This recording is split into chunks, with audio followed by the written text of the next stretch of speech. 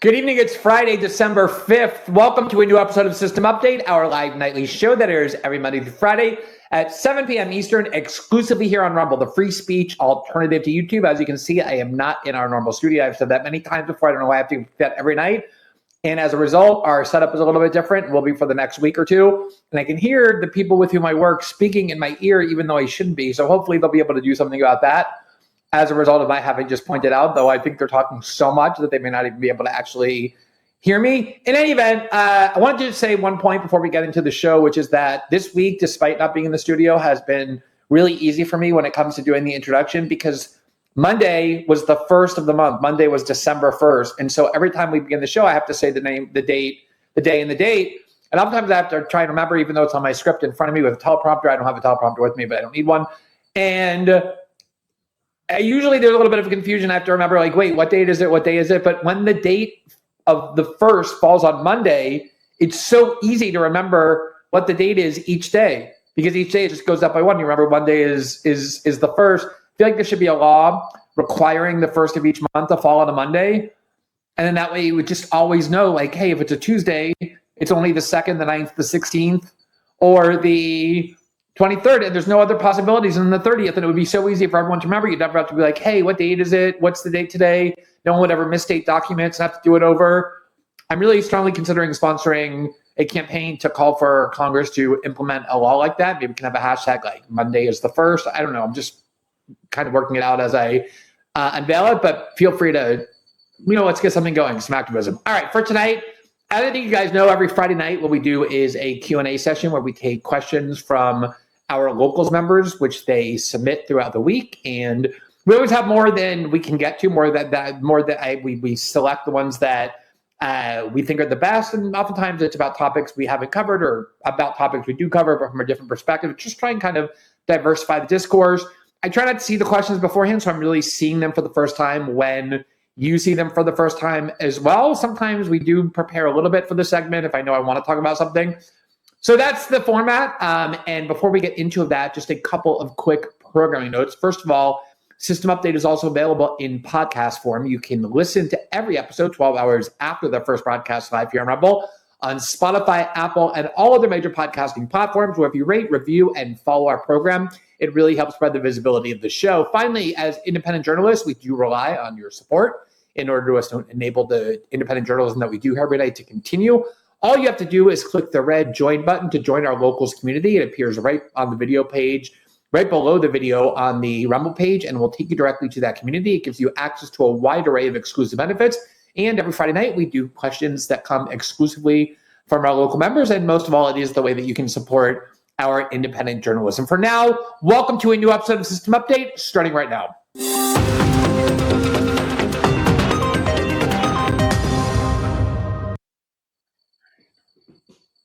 All right, every Friday night, I always say I'm not going to waste any time on the preface, just explaining what this format is. Everybody by now already knows what it is. We've been doing it for months. So I always say we're just going to get directly into, and you can say my dogs love Friday Q&A.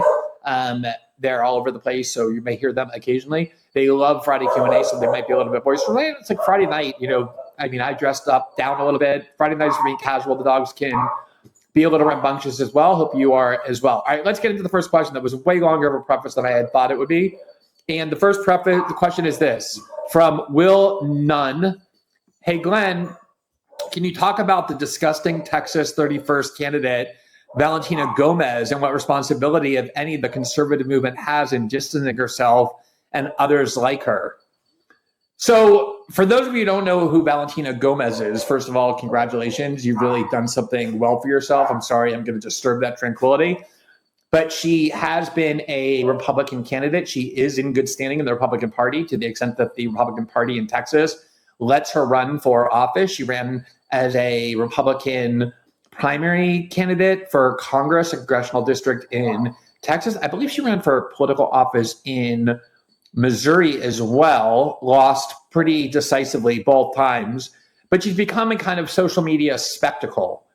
And she's, I think, in her late 20s, and just tries to say the most repulsive things you can possibly say to draw attention to yourself. There's a kind of currency to this now where if you say the most racist thing possible, as long as it's not about one particular group, which I want to get into, then there's going to be a certain segment of the right-wing movement that is going to applaud you and think that you're somehow some important voice or some brave person because you're saying the most repellent things you can think of about some minority group, some vulnerable minority group, and hers that she loves to pick on is Muslims. She wants to expel all Muslims from our country, calls them garbage and like, as we're going to show you.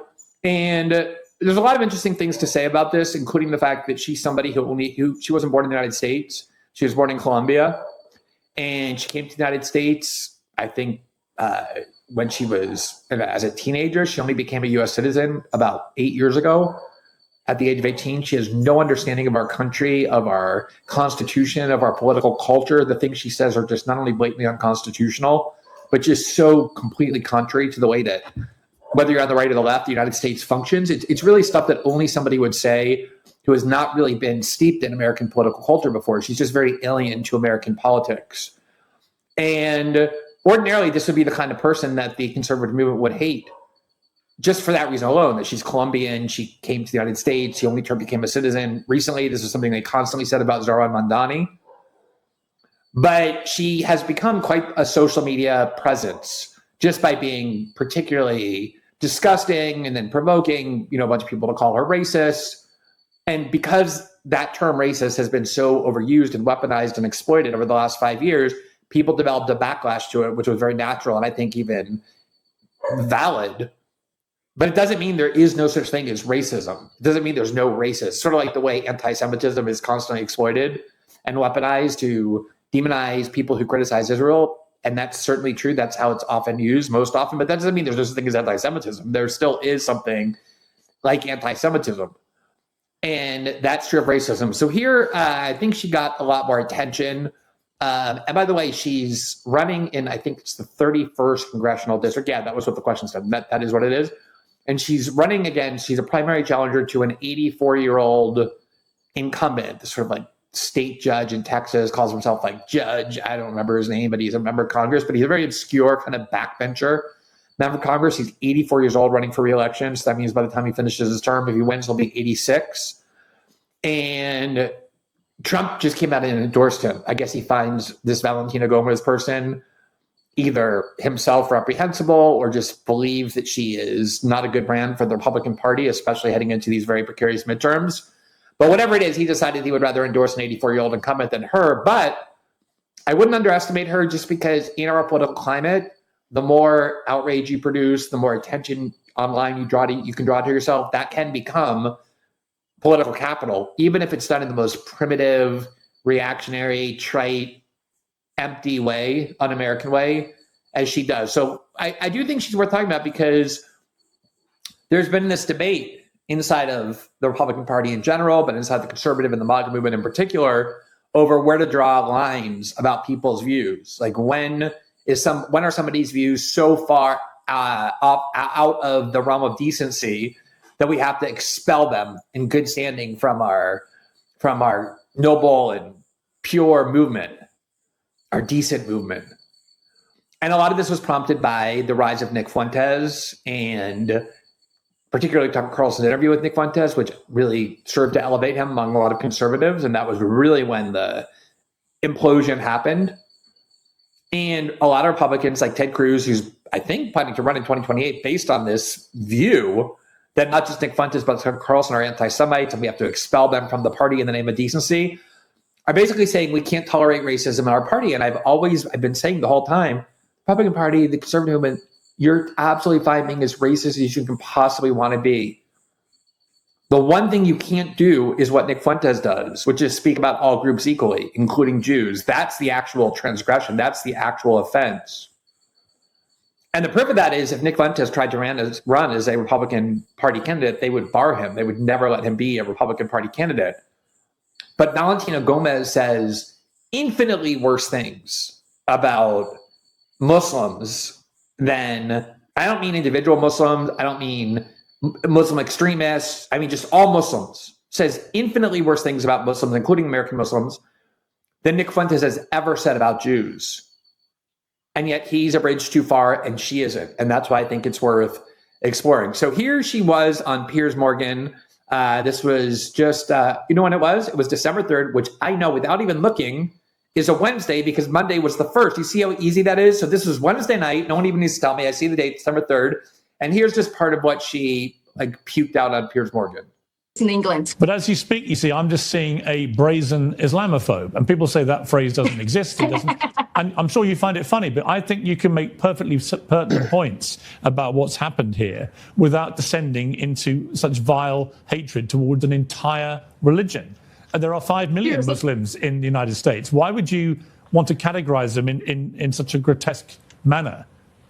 Oh, and those 5 million Muslims should definitely go back to their 56 Muslim nations. And let's get something very clear right now in your little show, Piers. I don't fear the groomers. I don't fear the pedophiles. I don't fear the corrupt politicians. And I definitely do not fear the dirty Muslims.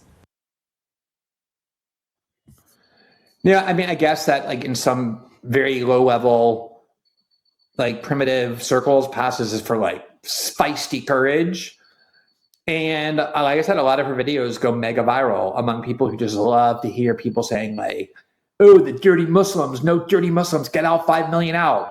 She would obviously never dare say that about Jews or about people who have dual citizenship with Israel, because that would get her kicked out of the party. But this doesn't, which is why I found all the outrage and the uproar over Nick Fuentes so disingenuous, because it was masquerading as something completely different than what it really was. Nick Fuentes' crime is not being a racist or speaking disparagingly of minority groups or of women.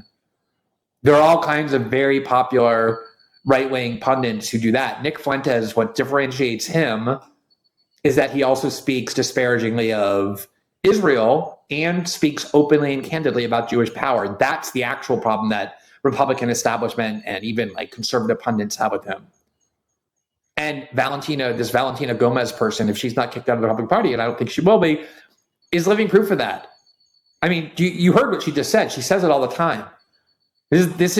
She went to Israel, of course, 3 weeks ago. And even for Israel, her flagrant, just vomit against Muslims, and not some Muslims, not Islam, just Muslims in general. That even for Israel, they made those right-wing Israelis uncomfortable because they have to pretend that that's not how they think. They have 20% of their population that is Arab and Muslim.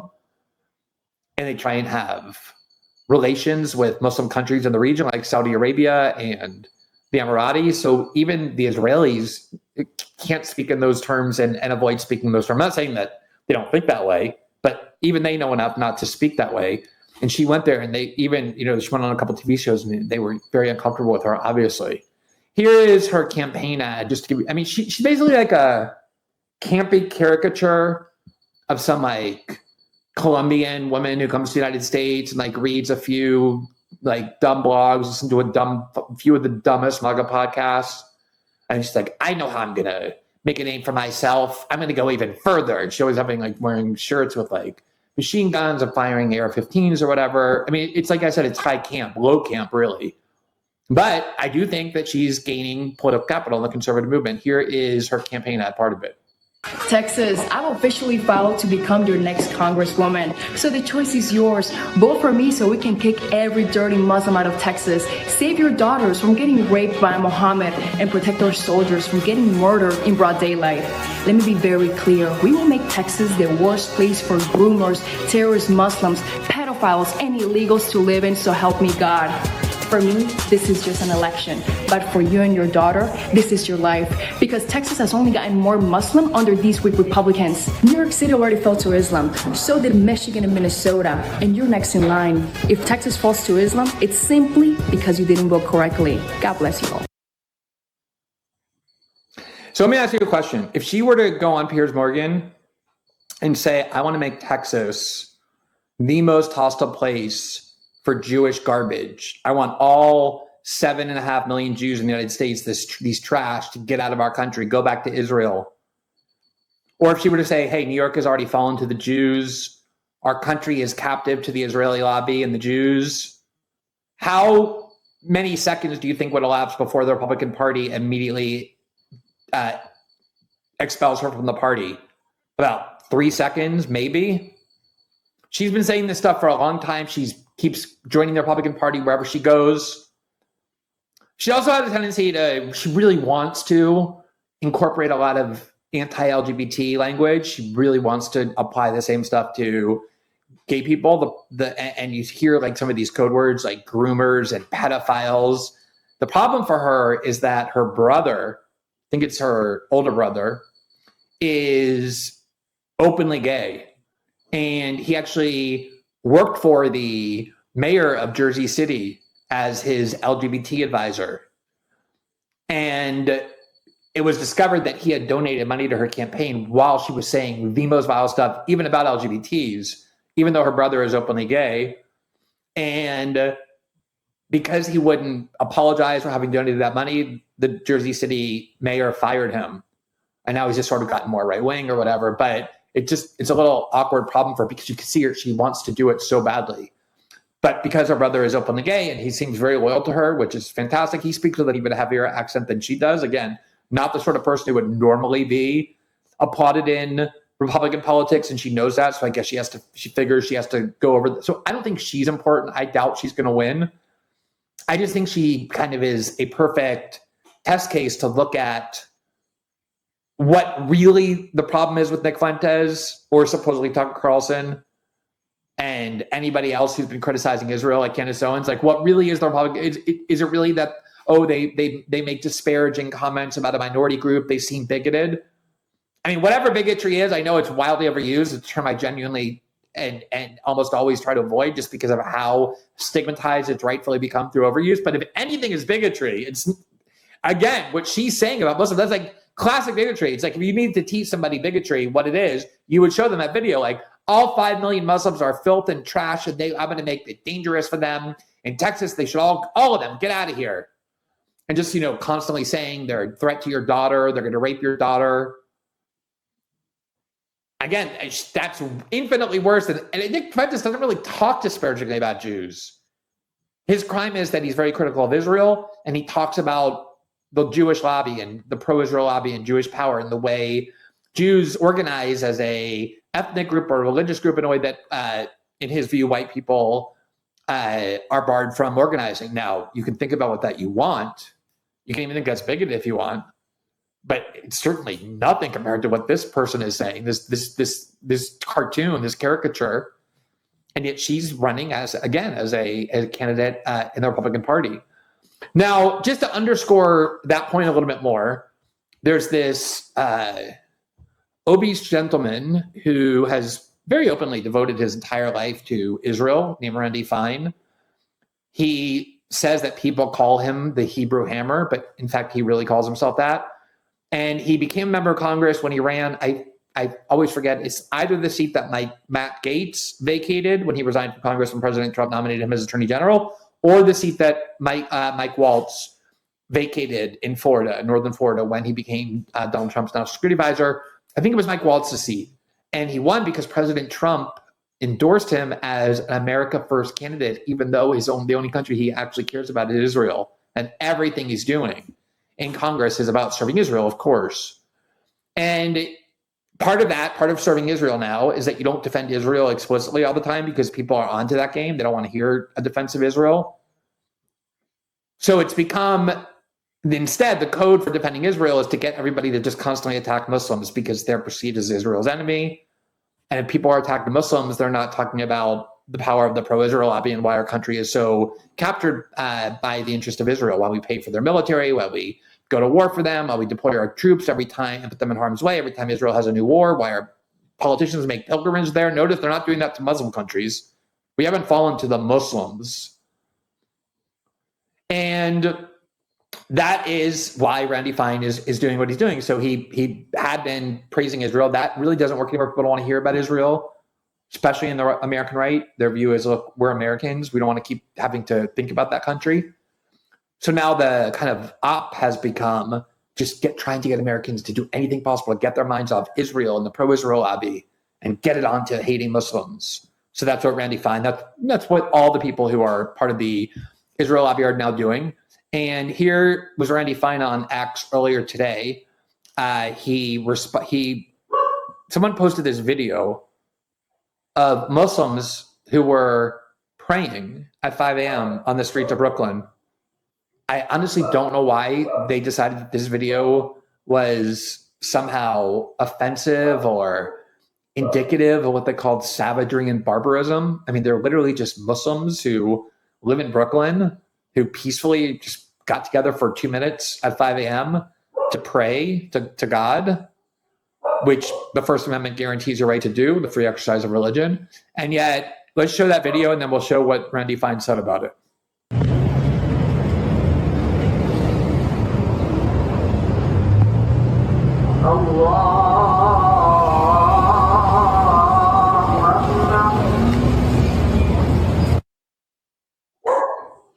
Because maybe that's like 60, 80, I don't know, 100 Muslim men on a prayer mat at 5 a.m. And they got on their knees. Apparently a very Muslim community. They're, in Brooklyn, ethnic groups dominate various communities. There are Jewish communities, there are Black communities, there are Asian communities, there are Muslim communities. There always have been. I lived in New York for 15 years. I mean, this is how New York City has always been organized. And then a lot of people live in predominantly ethnic neighborhoods, and then it intermingles throughout the entire day. That's one of the things that makes New York City so unique and I think so interesting. But in any event, I mean, you could probably find a video of Muslims doing something more threatening than getting on their knees and bowing and praying. But that was the video that Randy Fine decided to post. And then here's what he said about this in trying to get people to think that Muslims are their enemy. Let's put that tweet on the screen. He said, "The barbarians are no longer outside the gate, they're inside. This is happening in Brooklyn, New York. America must wake up now." What is happening in Brooklyn, New York? There are Muslims in Brooklyn and they're praying. Why is that threatening? Could somebody honestly tell me that? I mean, I know people will say like, oh, in Europe, there are these grooming gangs or whatever. And we can talk about who's committing what crimes. But there are no grooming gangs in New York. That isn't happening in the United States. And if it is, we find the individuals who rape or who murder, regardless of what their ethnicity is, and we put them in prison. If you could prove that like Jews commit disproportionate amounts of financial fraud or financial crimes or pedophilia, you don't start saying, oh, get all these Jews out of our country, because that's how we judge people. And these are not people who have been led into the country and are just kind of guests. They're people who are citizens of the country. And so what I found so interesting about that, this Randy Fine saying, look at what's going on in Brooklyn. These barbarians are on our street with all their religious gear praying, is that if you've ever been to Brooklyn, one thing you know, and because it's visible, is that there are several communities, Crown Heights in particular, but there are several now, that are basically exclusively Orthodox Jews. And they want it that way. They want to have their own community, only Orthodox Jews. They dress in accordance with the views of Orthodox Jewry. Some of them are even more Orthodox, ultra-Orthodox. They have their own schools. They separate themselves from society. And for whatever you might think of that video that Randy Fine posted saying, look, these barbarians, we have to wake up now. Like, wake up to what? Here's also something that happens in Brooklyn. Amazing. I'm looking right over here. The second looking right over here, please. Fantastic. There we go. Everyone's doing great. Looking right over here. Amazing. Looking right over here. This section right over here. Looking right over here. Now, I react to that video the same way I reacted to the one that Randy Fine posted. I don't see anything threatening about that. These are religious people dressed in religious clothing, peacefully congregating on the streets to pray or to organize or to gather. It's like a once a year meeting of ultra-Orthodox where they come from all over the world as part of an organization, but you can go anywhere and see huge numbers of Orthodox Jews in Brooklyn at any time, gather on the street in exactly the way those Muslims were. But like I said, if somebody had said what Randy Fine said, but posted that video, the video that I found him posted today on top of his video, instead of posting the video that he posted, how many seconds would elapse before he was expelled from the Republican Party? And I think that's the key point.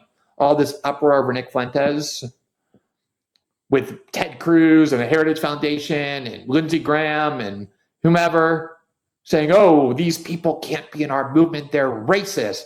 That isn't their problem. They don't care if they're racist. Randy Fine is a racist pig in every fiber of his gigantic body. This Valentina Gomez when you can understand what she's saying, expresses the purest kinds of racism and bigotry. That's so un-American. And nobody ever suggests in the Republican Party, like, wow, these people seem like they may. Trump endorsed Randy Fine.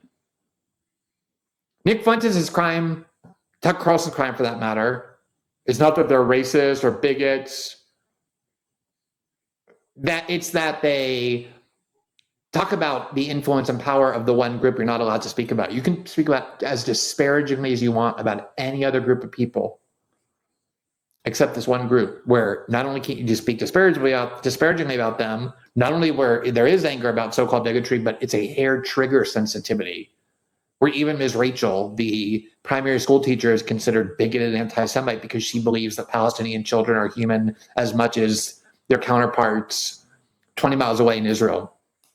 And that's what's going on in conservative politics. And this Valentina Gomez, I hope she doesn't win, but I hope she becomes more and more visible, because it becomes utterly irreconcilable to explain how she isn't a bridge too far, but Nick Fuentes is. All right, let's go to the next question. I'm so glad to be done talking about her and not have to hear her voice in my ear anymore. This is from a frequent submitter of excellent questions, Kay Cotwest, who asks, hey, Glenn, this is more of a philosophical question, but would love to hear your thoughts. You mentioned Marshall McLuhan before, but haven't expanded on his idea that, quote, the medium is the message. The medium is the message. Don't you think the breakdown of our institutions, media, government, et cetera, is deeply tied to the breakdown of top-down models of communication like print and broadcast? Do you think the internet has not only changed how we receive information, but how we're capable of perceiving the world, and that the collapse we're seeing today is part of that process? Yeah, I mean, it's such an interesting thing. I mean, one of the reasons why I'm a little hesitant to talk about Marshall McLuhan is because he was always kind of the classic example of what pompous, kind of vapid intellectuals would do. Like, let's talk about Marshall McLuhan, and specifically when we think about his observation that the message is the medium. In fact, I think I mentioned it in connection with Woody Allen's excellent film, 1977 film with Diane Keaton, who just passed away, and himself, Annie Hall. And they were standing in a film line, and there was some like incredibly sanctimonious, just pompous windbag behind them, opining, pontificating about Marshall McLuhan. And Woody Allen turned around and said, do you have to do that? And you don't even know you don't have any idea what Marshall McLuhan thinks. You don't understand anything about him. And the guy said, oh yeah, I teach a course on him. I think I understand him quite well. And then Woody Allen said, oh, I just happened to have Martin McLuhan here. He's behind a tree, and he pulled him out. And then Marshall McLuhan said, no, actually, you have no idea what I think, sir. You completely distorted my ideas. And Woody Allen said, don't you wish life were like that? Anyway, but nonetheless, his observation that the medium is the message is, I do think, an interesting window into talking about how we're now getting information. Because I never really, I wouldn't say I didn't understand what he was trying to say. I never really considered it so important. And maybe it's because I was born, and grew up in the late 60s and then into the 70s and 80s. And the way we obtained information was pretty much the same. I mean, the big change, I guess, in those years from like, say, the 70s to the 2000s, that's 30 years, was that we went from having three network news stations, ABC, CBS, NBC, and then a fourth one with Fox. And then we had this proliferation of cable, where instead of having only 4 choices and 4 channels, you suddenly had, hundreds. And that, I guess, diversified things a little bit, but not all that much, because all of those cable channels were still owned by the same major corporations that owned the networks, that were huge multinational conglomerates. And so the lines of acceptable discourse, the things you were allowed to question, the things you weren't allowed to question, were pretty much consistent across, even with the proliferation of cable news, because you still needed huge television studios, the ability to transmit it, all the kind of expense of studios, and you needed licenses, and cable packages could kick you off their package if you went too far.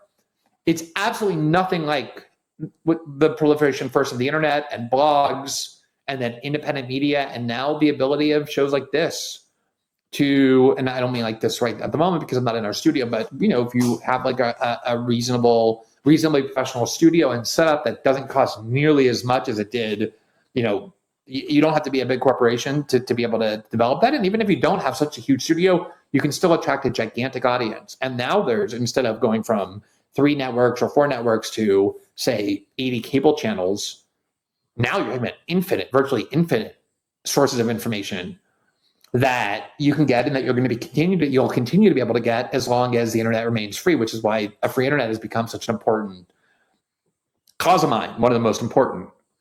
And because I don't want to go back to centralized, controlled information in the hands of small numbers of corporations that are in bed with the government, where propaganda is extremely difficult to challenge. It still is, but it's become much easier.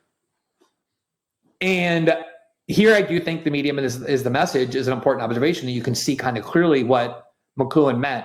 I'm not going to mention his name again because I feel pompous. Like I said, I just associated with pomposity. But it's not just that we have more. We have different ways of getting information. Like we turn on the computer or our phone and we navigate to YouTube or TikTok or Rumble or social media platforms or podcasts.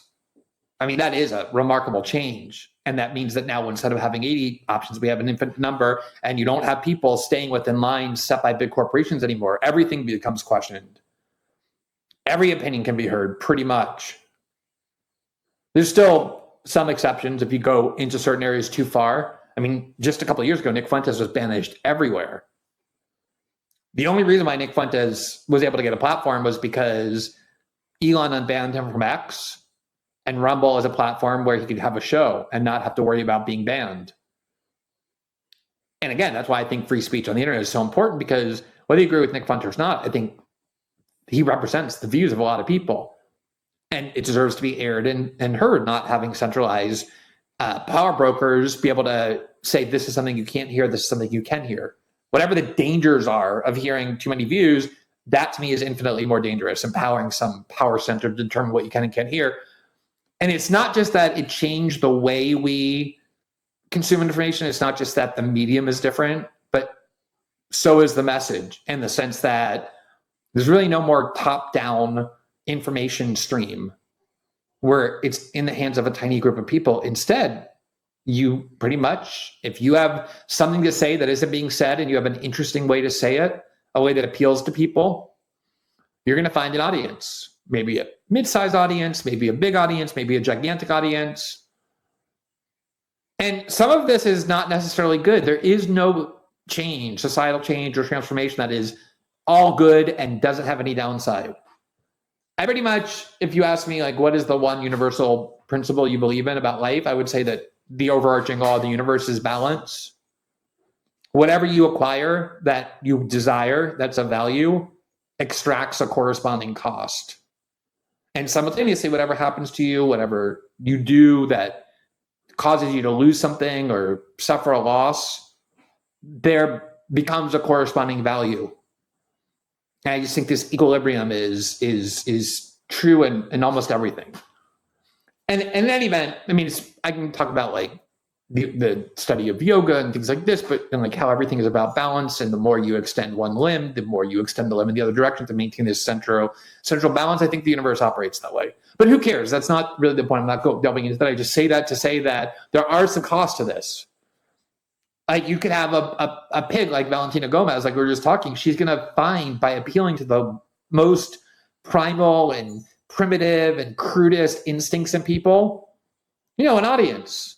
She kind of, she's like yelling, ranting, and raving. And she's kind of this, she's like, I guess, attractive in like a very kind of mid sense that people are going to want to watch, like for politics, and she exploits that. So she's going to find an audience that way. And if it were 20 years ago, she wouldn't. And that's true of a lot of different people. And, there's another problem, which was if we all silo off into areas of information that vindicate or validate what we say, because it's always more pleasurable than hearing things that undermine or question your overarching views, or really even your ancillary views. It's just not a pleasant experience. And if someone does it occasionally, maybe you can, but you're not going to go to somebody every day who's just going to attack. You're going to convince yourself that person isn't worth hearing. So there's a tendency for everybody to kind of polarize and just reinforce their views and their own little fiefdoms of information. And there's financial incentives for people to do that. But on the whole, despite those costs, I think the message has become significantly altered by the transformation of the medium in very positive ways as well. principally that it's very difficult now for power centers to control the flow of information, therefore to control what people think. You have to battle in this like this kind of combat zone of information and ideas to persuade people. But you're not limited anymore in what you can say or what you can think. I do think Tucker Carlson is an extremely good illustration of both sides of the kind of potential downside, but also the extreme benefit, in the sense that he worked his entire life inside corporate media. I mean, he really worked at every corporate media.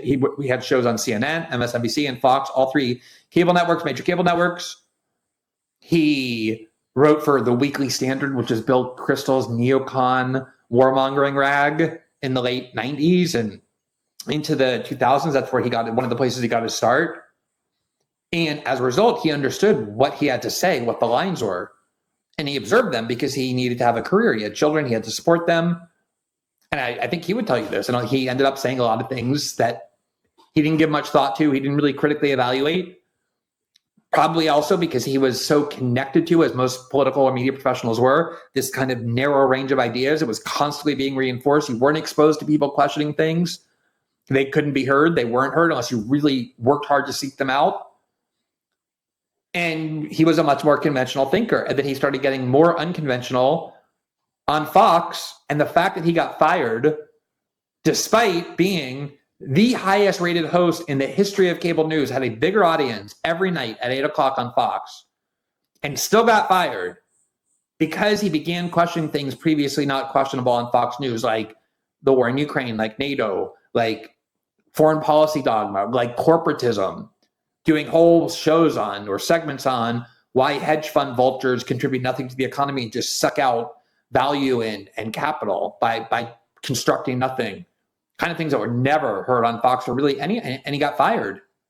And that was as clear of a sign you needed as, or proof as you needed, in case you doubted it, that those TV networks and cable outlets, no matter what they say about themselves or newspapers or whatever, are not just vehicles for profit. They also have a political agenda, and everybody knows who works there, what political agenda you're there to serve, and what you can and can't question, what you can and can't say. And Tucker's getting fired despite being the highest rated host, I think, was proof of that. And then being out of corporate media and just being totally free, having made enough money at Fox, but also using his massive audience to generate a new business that was profitable and gave him financial security, meant that he didn't have to worry anymore about these lines, and he could just say what he wants. And maybe you don't think everything he says is persuasive. Maybe you think some of it's weird. But I don't think there's any doubt that he feels no fear about straying over lines that even a few years ago when he was at Fox, despite being the highest rated show on television, he would have to observe.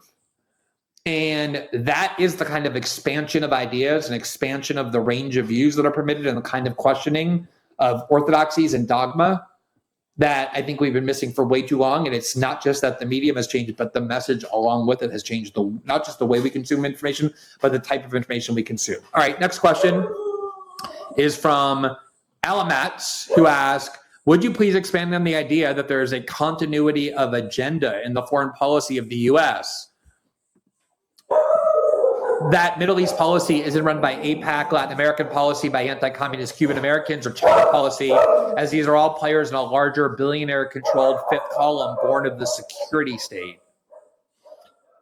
So I do think what we're seeing with the election of Trump, who did run on a campaign of radically changing American foreign policy, the day of the 2024 election, the GOP tweeted out an image of J.D. Vance and Donald Trump saying, vote for the peace ticket or vote for the peace party. That was the explicit message on which they ran, radically changing foreign policy. And you can see some changes on the margin. I think Trump deserves credit for actually really trying to end the war in Ukraine and for orienting the United States away from the European view of Russia, that Russia is this existential enemy. Just today, I was going to kind of go over it, had we not do the Q&A, but I think it's better to take the time and do it on Monday. There was a new national security strategy issued for 2025 where the national security state and the Trump administration lays out its views, its principles, its ideology of foreign policy, and the priorities that it says are of vital interest to the United States and the ones that aren't. And there's some really interesting new formulations in there. But those are just words. And I would say there's been far more continuity in American foreign policy, even with the election of Trump, than some radical departure. And I do think there is this element referenced in this question that is very true. We obviously spend a lot of time talking about how people who are inculcated from birth to love and serve Israel, whether they're Jews who are taught Israel is the most important thing in your life because it's the thing that will guarantee your survival, because Jews have been chased and persecuted and murdered and slaughtered and massacred throughout all of human history. And so as a Jew, you want to make sure that Israel is as strong as ever because that ultimately is the place that keeps you and your family safe. Very powerful message that gets inculcated in your brain from birth, from every different direction. And then most people who are propagandized that way grow up and think, oh, like I learned early on from infancy that Israel is the most important country, and I'm going to do everything possible to make sure that the United States, my country, my government, serves this other government that I've been taught to love. And there are now Christian Zionists, non-Jewish Christian Zionists, who are also taught that way to think, and they play an important role as well. That is an element of it.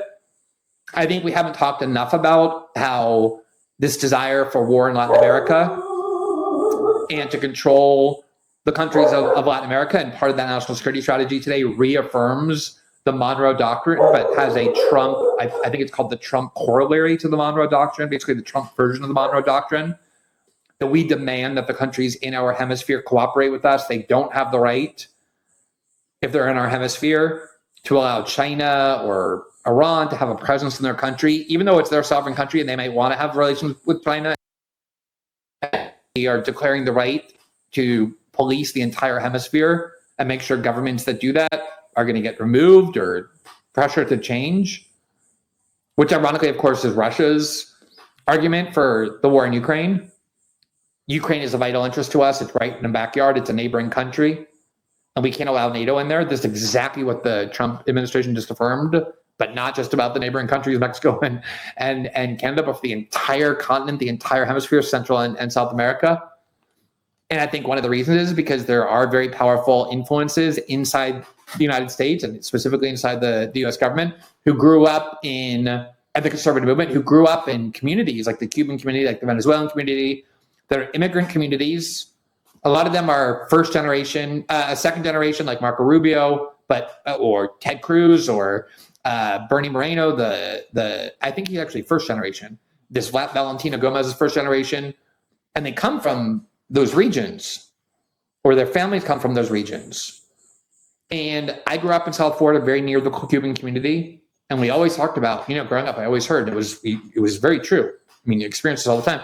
Huge numbers of people in these Cuban communities, this Cuban immigrant community in Miami, didn't speak English. And part of the reason was they just didn't need to, because the Cuban community was very insulated and large, and they just lived within it. But the real reason was, I'm having people who came here and were given citizenship.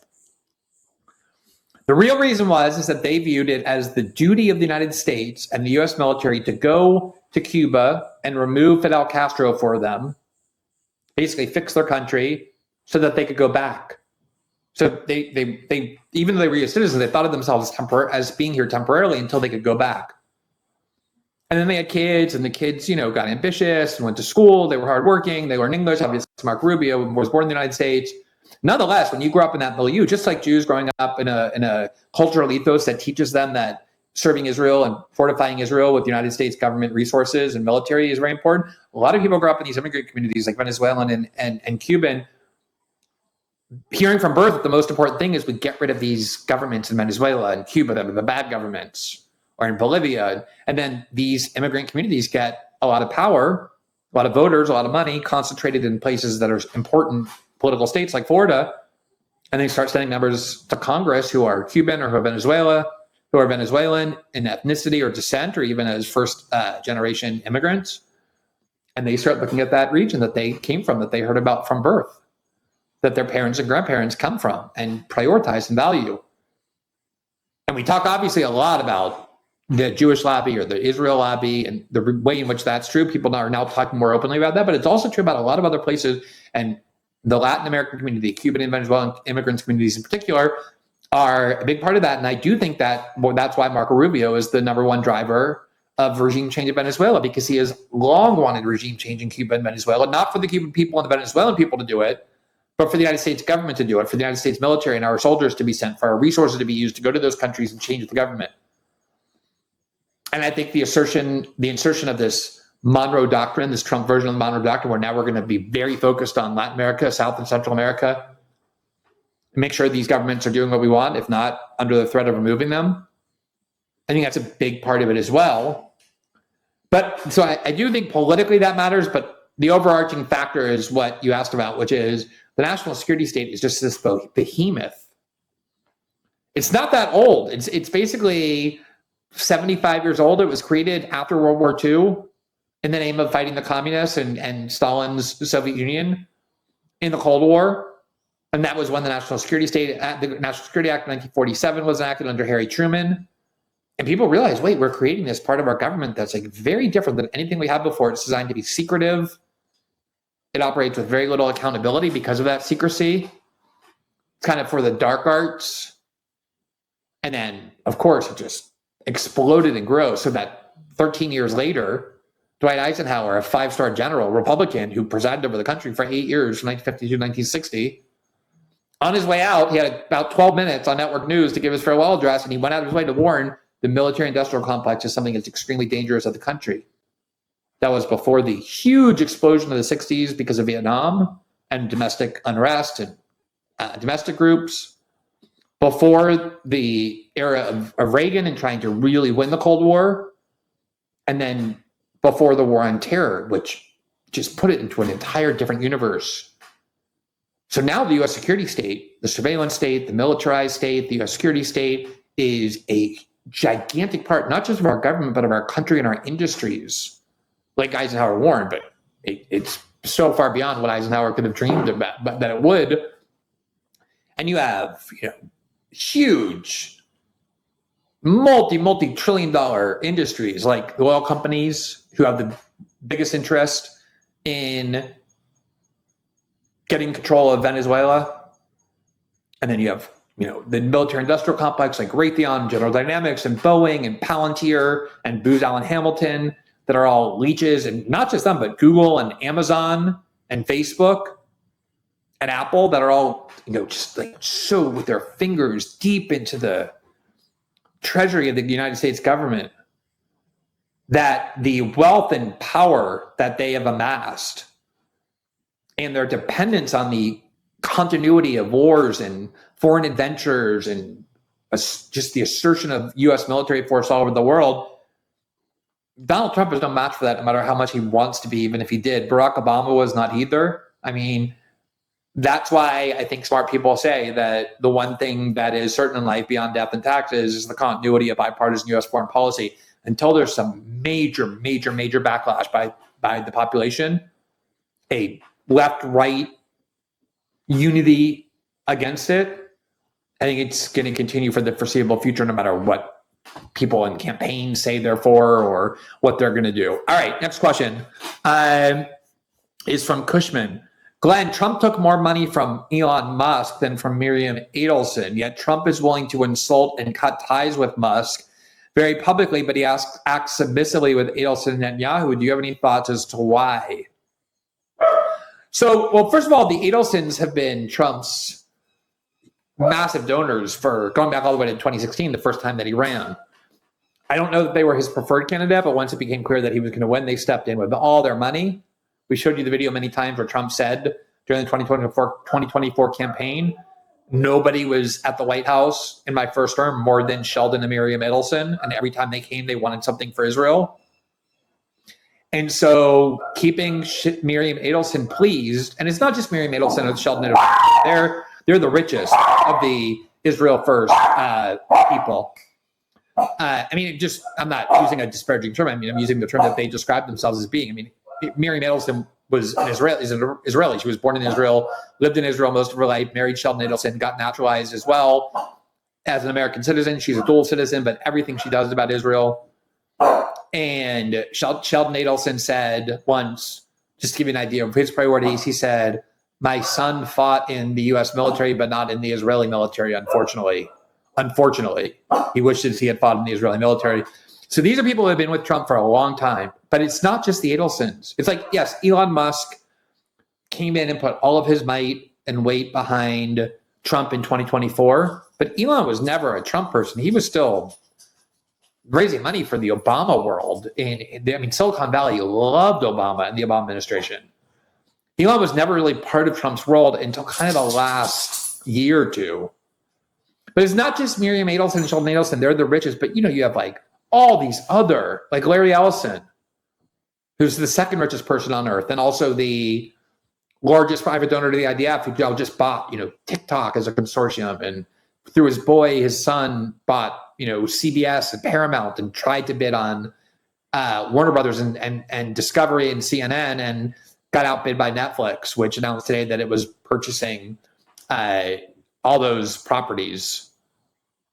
But you're talking about massive amounts of pro-Israel money that you desperately need, and you cannot alienate. Elon Musk is one person, and yes, he's the richest person on earth, gave some more money than Miriam Adelson did in this last, but he doesn't represent really anything but Elon Musk.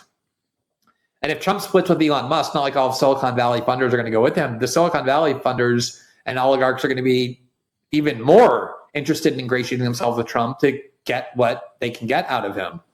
So it's just really like a personality difference between Elon and Trump. And it was always inevitable they were going to have a falling out. There was just, obviously, the White House is not big enough for both of them. It was so inevitable. It was just a matter of time. But even still, it's not, they've been saying very positive things about each other recently. I think they're going to probably keep somewhat of an arm's length. I think, Elon's trying to stay out of government and politics so prominently because it was hurting his businesses, including Tesla and potentially even SpaceX. So I think he quickly saw the lines. But putting Elon Musk and the Israel lobby side by side is not even comparable. No matter how rich Elon Musk is, the pro-Israel lobby is vastly more powerful. It's not just about spending money in campaigns. You'd be an idiot in a way that Trump is not an idiot. If you were an American president and you thought you could just flick Israel away the way Trump did with Elon Musk and not pay huge prices on many levels, anybody other than the dumbest people have a healthy fear of what will happen to them if they confront Israel and the Israel lobby a little bit too aggressively, a little bit too assertively or excessively. I don't know what the whole issue with the Epstein files is. I'm willing to bet I'm willing to accept until I see otherwise that Trump is probably just worried about mentions of him being politically weaponized or mentions of his good friends who are very close to Jeffrey Epstein, who will be depicted as pedophiles. He wants to suppress the files for that reason. But, Jeffrey Epstein was a very good friend of Donald Trump in the 1990s and early 2000s. And Jeffrey Epstein is a Mossad agent and was a Mossad agent. And one of the emails from Steve Bannon actually said to Jeffrey Epstein, Trump sweated whenever your name was mentioned, and he was always, or whenever he knew I was talking to you, and I think you were always the person with the greatest power to destroy him. So these are very real things. Whether they're just perceived or whether they're real, it doesn't mean they're any less potent. That kind of fear you put in someone's head is a very healthy fear someone's going to have. And the willingness that they're going to have to confront a very powerful faction and a powerful government is going to be very limited, no matter how passionate they are about doing so. And Trump, even though he probably doesn't like Netanyahu and sometimes gets very angry, like he definitely did when Netanyahu bombed his good friends in Qatar without telling him first. I think that was a time when he was genuinely angry with Netanyahu. I think he was genuinely angry with Netanyahu trying to annex the West Bank because he knows that would sabotage the Abraham Accords, not because the Saudis care about or the Qataris care about the Palestinians, but because their population wouldn't accept annexation of the West Bank and normalization of relations at the same time. I think he gets angry and frustrated with Netanyahu and Israel, but he knows his limits in a way that, with Elon, you're just risking some money, and Trump doesn't have to run again. With confronting the Israel lobby, you're risking a lot more than that. All right. Last question is from Baby Brazil. Maybe not the last question. We'll see how this goes. Hi, Glenn. Thanks for taking questions as usual. I've been reading Ed Snowden's book, Permanent Record, which if you haven't read, I'm not saying this because Snowden was my source and is my friend, but it's a great book. It's kind of his memoir about what led him to become, I think, clearly the century's most important and consequential whistleblower, engaging in behavior incredibly brave, like exceptionally unusually brave. What motivated him, what the thought process was, what he went through, what his views are. The question is, I'm struck by his outrage when he discovered the details of Stellar Wind. What are your thoughts since publishing his revelations about how the American consciousness has changed and adapted to a new reality where facial recognition software is everywhere? The core function of Stellar Wind continue in law, and companies like NSO Group and Palantir make surveillance of individuals much easier for governments around the world. Why are we not outraged still? You know, I've been talking about and reading about facial recognition software, just to pick up on one of those points, just to illustrate one point. For years, someone I know who's a journalist at the New York Times, she's married to Trevor Tim, who is executive director of Freedom of the Press Foundation that I co-founded. So I know her reasonably well. Wrote a book on facial recognition software that was actually quite good about the rapid, remarkable advances that this technology has already achieved that most people haven't really begun to appreciate, let alone the consequences of them. And I don't know when it was, probably like 9 months ago. You know, I've been traveling to the back and forth from the United States to the United States, you know, for 20 years or more, like with great frequency. And every time it's always the same. You know, you land in JFK or Miami or wherever, Houston, and you go through immigration, you take out your passport, you give your passport to the customs and an immigration official. He looks at your passport, compares the picture, maybe like scans your passport so information comes up about you that's digitally stored. And that's it. And for the last, obviously, I don't know how long, 10 years, every single person who enters the US, including US citizens, get photographed. And you get photographed whenever you travel internationally. So just constant photographs of your face going into government databases linked to every conceivable part of your government identity. And you know this. I mean, you know that's why they're taking your picture. And you can imagine very easily the kind of power this technology would provide. I mean, you walk on the street and the prevalence of drone technology and surveillance, let alone you don't even need street cameras anymore, will enable the government to pretty much identify every single person where they are at all times. But I remember, nonetheless, you have these views in the abstract and they alarm you in the abstract, but they don't really alarm you like on a visceral level because you're not really experiencing them yet. I guess 9 months ago, the first time I landed it was in the US, where I went to get my passport to the customs agent. And he made pretty clear he just didn't need it. And he just told me to look in the camera, and then up popped all my information, didn't touch my passport, and had all the information he needed. And there was actually some mark. I got like secondary screening. And, you know, I realized then that the ability to just immediately identify you with the tiniest camera, and not just identify who you are, but who knows how much other information is immediately connected to your face, is extremely potent.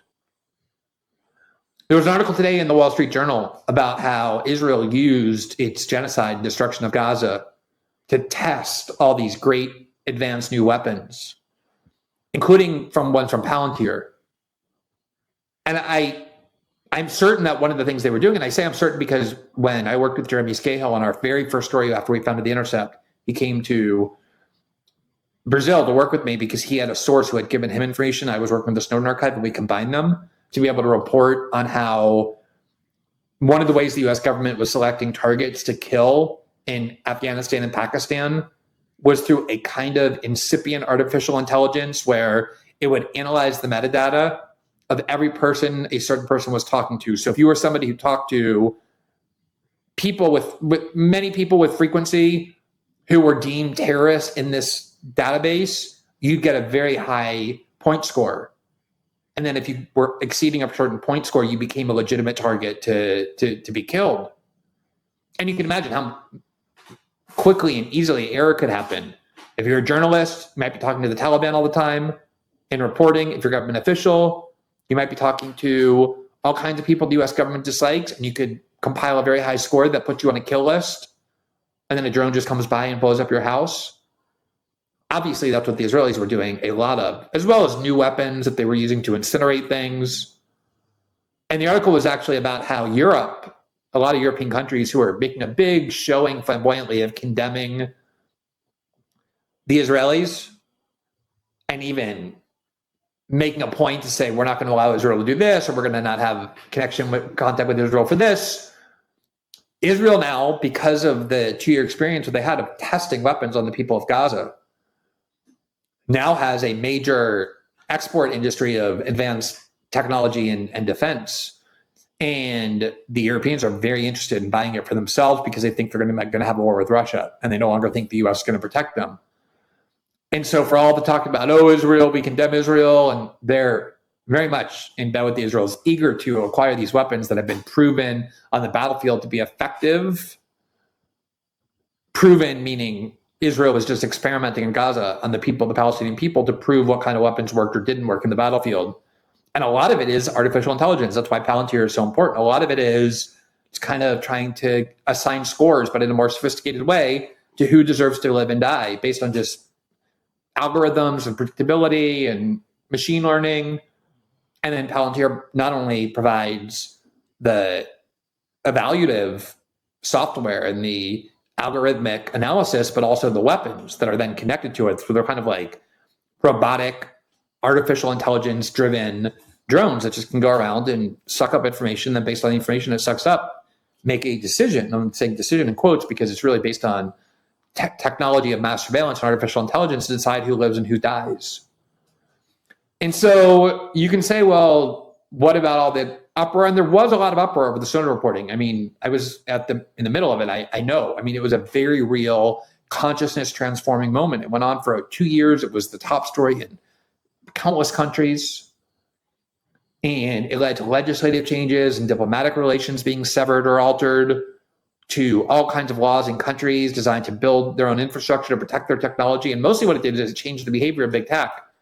That's when they instituted end-to-end encryption. They had to demonstrate to their users that users could trust Facebook and Google because they were petrified that Germany or South Korea or Japanese company or Chinese company could say, hey, Facebook and Google are giving your data to the US government, use ours and we won't. And they would lose an entire generation of users. It was a big deal. They really had to respond to the Snowden reporting. That's when Telegram emerged. People for the first time were starting to understand how the internet, kind of like what I was talking about before, can be this massively transformative technology in positive ways, could also be a tool of unprecedented repression and control. And there was a lot of global concern about privacy and mass surveillance in the digital age. But one of the things that the U.S. security state is very good at, that governments are very good at doing, is keeping people in fear. And if people are in fear, they're going to start thinking privacy is a luxury and safety and security are the most important things, and no longer care. Like, hey, let the government know everything about what I'm doing. I'm not a pedophile. I'm not a terrorist. Like, who cares? And when we did the Snowden reporting, Al-Qaeda was, it was like 12 years after 9/11 when we started. Al-Qaeda was kind of stale, didn't really get people that scared anymore. And so suddenly you had ISIS. And they were starting to try and even create like these offshoots of Al-Qaeda that were like way worse than Al-Qaeda, like the K group or Al-Qaeda Kherson. I forget the names, but they claimed that there were these offshoots that were way like more barbarian and savage and dangerous than OG Al-Qaeda, Al-Qaeda 1.0. And then you went into Russiagate and the fear of Russia. And now you have the fear of Muslims, the Muslim takeover, or Somalians. You just, as long as you keep giving people some enemy that they fear, like, no, you don't have to fear the government. You don't have to fear oligarchy. You don't have to fear like the World Bank or the IMF or Wall Street. Don't worry about them. You may not like them, but no, it's the Somalians in Minnesota who are the reason your lives are so difficult. It's it's ISIS, it's Russia, it's Iran. And we need to fight them. We need to be ready to fight them. It's Maduro. If you can't afford to start a family, if you can't buy a house, if you're drowning in debt, it's because of Maduro. Let us go take out Maduro and your life will be better. And they're very good at this. Propaganda is very, very effective. It's tested over. It's a science. It studies how our brains work and what the fear responses are, and it manipulates and exploits those. And as long as it can keep manipulating and exploiting that fear level, the fear level goes up, the authoritarianism goes up, and the demand for privacy or protections or civil liberties erodes. And if you look at the discourse in independent media, online, you will be amazed at how neurotic people are, like how paralyzed with fear they are. You know, like just that contrast that I showed you before of the video Randy Fine posted of like Muslims doing nothing but praying on the streets. I just watched people look at this video. It was 80 Muslim Americans in Brooklyn peacefully in early morning, getting on prayer mats and bowing to God for 2 minutes or however long it takes, practicing their religion, nothing else. And Randy Fine says, these are the barbarians at the gate. We have to stop them. Everyone's like, oh my God. We kept trying to engage people and say, like, what is scary about this video? Like, what are you seeing here? And then when I posted that video of the Jews doing the same, the Orthodox Jewish people doing the same, they were like, the Jews don't want to kill me. The Muslims want to kill me. If you go to a Muslim community, they're going to kill you.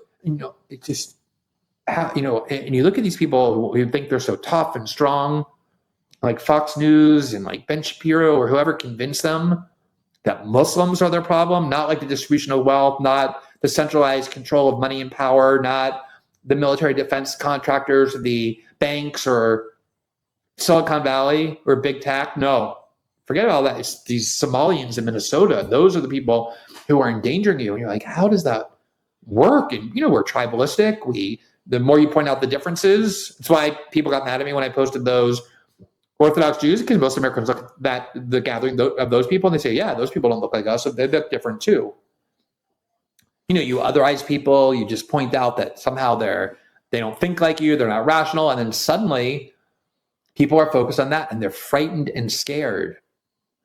So if you come and say like, hey, you don't want the FBI to be able to spy on domestic activity or have mass surveillance, and the FBI or the NSA says, no, we're doing this to stop the Muslims, which is what they said during the whole Snowden reporting. Huge numbers of people could be like, you know what? I'm scared. I want the government to have this power. Just let them have this power. I'm not comfortable with it. I don't like the fact that they know everything I'm doing. But at the end of the day, like, what are they going to do to me? I let them just have a full dossier and everything I do in my life. No big deal. The Muslims are coming and we have to stop them. And for whatever, the Iranians or the Russians. That's why Democrats and liberals stopped caring about and complaining about the U.S. security state. Because they got convinced that not the Somalis, but the Russians are the reason their lives are difficult and in danger. And so they wanted the CIA, and that's why they became national security state supporters, why they love Liz Cheney and Bill Kristol. And they recruited all these women from the CIA and the NSA and the Pentagon, and they became a national security party because they got scared by Russia, not by Muslims or Iran, but by Russia. It's the same exact thing. It doesn't matter. It's like an ad lib. You just fill in the blank with whatever works on whatever groups of people you have to keep with high fear levels. And as long as they have high fear levels, we're not going to care about things like privacy or restricting the power of the U.S. surveillance state or Palantir or whatever. These seems like more abstract concerns than like Putin, who's going to come and subvert your election, or Muslims who are going to come and rape your daughters. There's no rationality to it. Like, wait, how many Muslims are actually doing that? How much crime in the United States is attributable to the Somalis in Minnesota? Oh, they just got like 60 of them. A few dozen just got caught stealing. How much stealing is being done by other groups? It's kind of like the same way you put fear about people with gay couples, like, oh, they're going to rape their kids or they're going to rape your kids. And it's like, how many, if you go to Google and I right now tweet pastor arrested or Christian arrested or married couple arrested for molesting kids in their foster care or who they adopt, how many stories are going to find? Hundreds, thousands, tens of thousands, hundreds of thousands. But you can keep people focused on this one particular threat and they're petrified. And like a lot of people on the right like to think of themselves as these like tough, swaggering, like Valentina, whatever her name is, Lopez, what is it? Valentina, I blocked it out, Gomez. She's like, let me tell you something, Pierce. I'm not scared of the groomers and the Muslims, the dirty Muslims. And, this is, and it sounds like it's kind of like a caricature, like camp version of some like woman being super, but it's all based on fear. It's like, oh my God, the Muslims are coming to rape us and they're coming to kill us. And it's just putting people in like a state of permanent neuroses. And that is a big part of how people give up power. It's why it's been so potent to convince Jews that they're endangered in the United States, that there's an anti-Semitism crisis, that Jews go out to school and they get beaten up or they walk on the street and they get attacked. This is all part of the all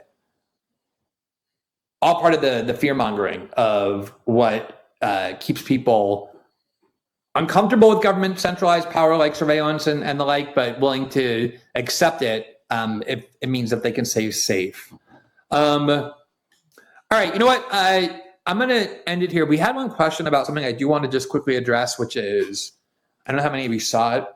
It was this, one of the most horrific, repulsive, and grotesque interviews I've ever seen that Tucker Carlson conducted with Milo Yiannopoulos. And if you don't know who he is, be even happier than not knowing who Valentina Gomez is. But basically, he became this like kind of alt-right carnival figure when the so-called alt-right first emerged, like with Trump, and he was part of the Breitbart world. And he was like this gay British, flamboyant, kind of like racist, who went around just making, she was basically like Valentina Gomez or whatever her name is. Like he just called attention to himself saying like the most crudely offensive things, just very attention grabbing, being an attention whore. And he was openly gay. And yet, in the alt-right movement, he married a black man and yet was spouting all this racist stuff. So he's always just like a complete mess. And then he just destroyed his own career because he started talking openly about how he had these sexual experiences with other men when he was 13 or 14 and they were in their 20s or 30s, and he doesn't consider it molestation because he liked it. And that's like one red line you can't cross. And if you want to be on the right, is suggesting, or really any faction, is kind of saying like, hey, yeah, like I was molested as a child. I was like victimized by a pedophile, but it wasn't that bad. In fact, I kind of liked it. I don't consider myself a victim. And he was just a lot of other behaviors that are going on. I really don't care about him. He kind of just got destroyed. And now he's trying to just rebrand himself as like the ex-gay. What else? He had no other path, basically, to just try and cling to some relevance. Like, oh, please, American right, welcome me back. And I'll be like the gay person who goes around telling you that you can, if you're gay, become ex-gay if you just like pray enough and whatever. And he's still, at least as far as I heard, living with his ex-husband. And you can make your own decisions about whether he's genuine. I don't really care about him, but Tucker elevating this discourse was disappointing only because that is not a worthwhile advocate of any view. And it is, I just thought it was kind of degrading to have a conversation about something like that with that kind of a person who's just proven himself to be just such a complete mess on every last level. But I don't want to delve into that now. I just wanted to touch on it because we did have a lot of questions on it.